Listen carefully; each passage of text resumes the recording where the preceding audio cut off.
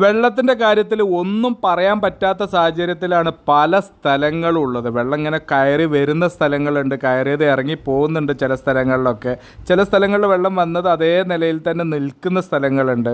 ഞാനിപ്പോൾ ഉള്ളത് വേങ്ങര പാണ്ഡികശാല ഭാഗത്താണ്. ഇവിടെ പറമ്പിലേക്കൊക്കെ ഇങ്ങനെ ചെറുതായിട്ട് വെള്ളം കയറി തുടങ്ങിയപ്പോൾ ഒരു മുൻകരുതലിന് വേണ്ടിയിട്ട് വീട്ടിലുള്ള സാധനങ്ങൾ, ഫ്രിഡ്ജ്, മിക്സി, കട്ടിൽ, മേശ പോലുള്ള സാധനങ്ങളൊക്കെ ഒന്ന് വീടിൻ്റെ മുകൾ ഭാഗത്തേക്ക് വെക്കാൻ വേണ്ടിയിട്ട് വന്നതാണ്. എടുത്താൽ കിട്ടുന്ന ഒരുവിധം സാധനങ്ങളൊക്കെ എടുത്തിട്ട് നേരെ മേലെ കൊണ്ടുപോയി ഒരു മൂലക്കൽ ഒതുക്കി വെച്ചിട്ടുണ്ട്. ഇതൊക്കെ കഴിഞ്ഞ് പിന്നെ ഞങ്ങൾ നേരെ പോയത് വേങ്ങര ഇല്ലിപ്പിലാക്കലാണ്. ഇവിടെ വെള്ളം കയറിയിട്ട് റോഡൊക്കെ ബ്ലോക്ക് ആയിട്ടുണ്ട്. ഈ ഭാഗത്തൊക്കെ നല്ല ഫോഴ്സിലാണ് വെള്ളം ഒഴുകി വന്നുകൊണ്ടിരിക്കുന്നത്. അത്യാവശ്യം നല്ല ഒഴുക്കാണ്. ഇവിടുത്തെ ജനകീയ ആരോഗ്യ കേന്ദ്രത്തിൻ്റെ അകത്തൊക്കെ വെള്ളമാണ്. തൊട്ടടുത്തുള്ള വീടുകളിൽ സ്റ്റെപ്പിലേക്ക് എത്തിയതുണ്ട്, മുറ്റത്തെത്തിയതുണ്ട്. പല രീതിയിലാണ് വെള്ളത്തിൻ്റെ അളവുകളുള്ളത്. അവിടുന്ന് കുറച്ചും കൂടി മുന്നോട്ട് വന്നാലുള്ള ഒരു പാടത്തിൻ്റെ ഭാഗം. ഇവിടെയുള്ള വീട്ടുകാരൊക്കെ അവരുടെ ബന്ധു വീടുകളിലേക്കൊക്കെ പോയിട്ടുണ്ട് എന്നുള്ളതാണ് പരിസരവാസി പറഞ്ഞത്.